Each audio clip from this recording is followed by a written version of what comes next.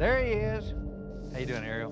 Good to How see you doing, brother? All right, Nice good to see you again. Yeah, man, great to see you. I've worked with this team to do everything we can think of to apply hard science in our investigations of the strange phenomena that keep happening at Homestead 2. We've tried ground-penetrating radar, laser scanning, LiDAR scanning, drilling, and even excavating, and gotten no definitive answers. All I know is that when we poke this nest, weird things seem to happen. So I've decided to invite a special guest to see if his methods can help. Ariel, I'm Eric Bard. Eric? Rabbi Ariel Tzadok is not only a scholar and teacher of Judaism, but also an expert in how that belief system might explain the portal phenomena that we've been investigating. I don't generally conduct mystical experiments or rituals, but at this point, I don't know what we have to lose. I was just telling the guys that you were explaining to me how the Jewish faith looks a little differently at some of these strange phenomena than the Christian faith. So I don't get it wrong. Why don't you just explain that? All right. Let's go back, a little bit of Bible study. The Bible makes mention of other indigenous races upon our earth. I'm not a scientist. I'm a clergyman.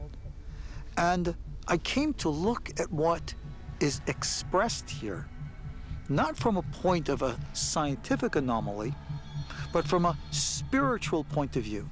Recognize that the Bible does speak of these entities. They exist in what religion will call a spiritual plane.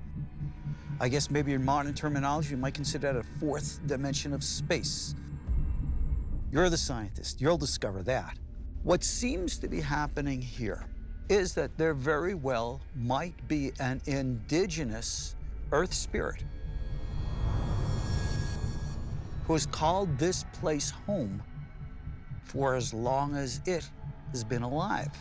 And the one thing that they find the most offensive is when human beings encroach upon their domain. There are times on this property where you do get the sense of malevolence a little bit.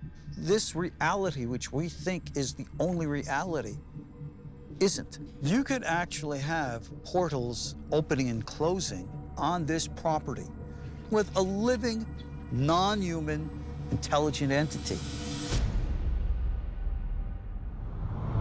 Coming and then disappearing. Yeah. Coming and going. Profound. Now, Ariel has told me that the Hebrew rabbis know of a thing called tonal technologies.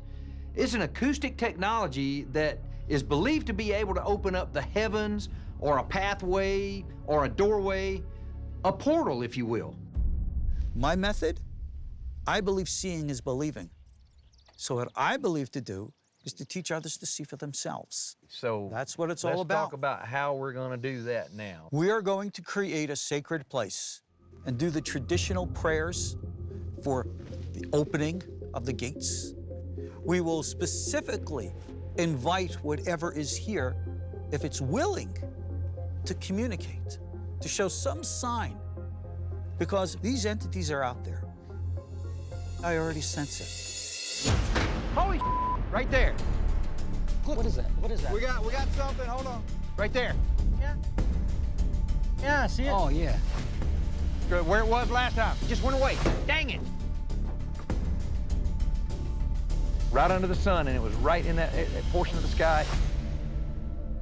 While Ariel is talking to us about how he hopes that he can reach whatever the phenomena is here on the ranch, suddenly we notice to the west there's something glowing in the sky. Well, it's been popping up in that same spot that it always pops up. Did you see it? You saw it, right? Oh, I saw it. There it is again. It's back. Right there. There it is again. Right there. It's gone again. And it's in the same place exact every spot. time. Yes. This object that we're seeing, it shows up, it glints really brightly, and then disappears as if into a speck. It was pretty crazy.